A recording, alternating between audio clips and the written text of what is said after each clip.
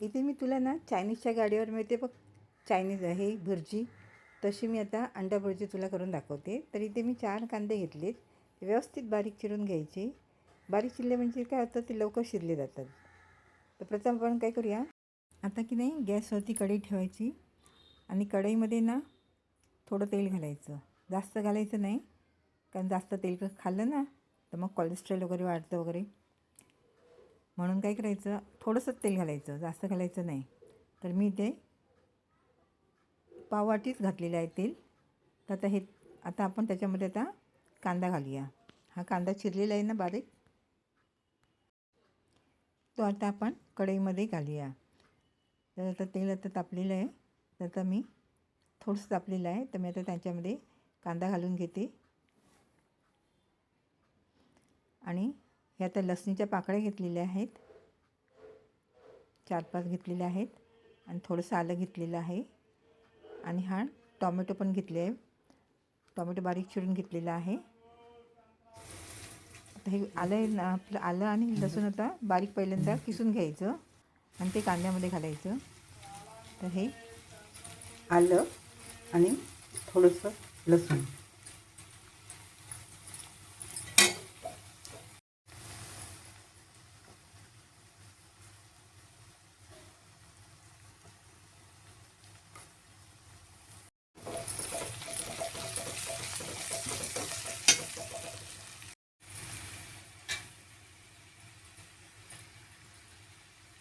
काश्मीरी लाल मसाला 1 चमचा,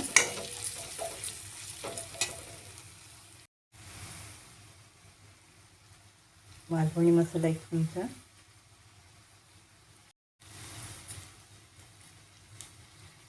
मीठ चवीनुसार,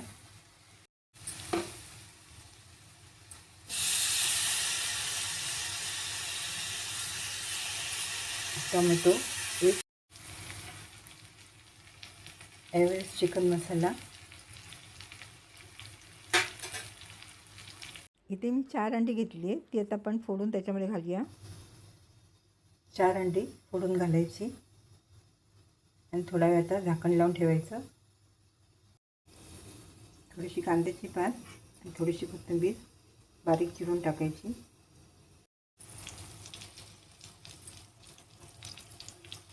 कांद्याची पात,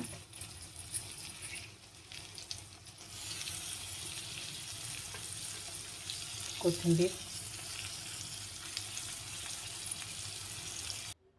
अंडी घातल्याबरोबर ताबडतोब मिक्स करायचं नाही. मग हे तुकडे तुकडे खायला छान लागतात.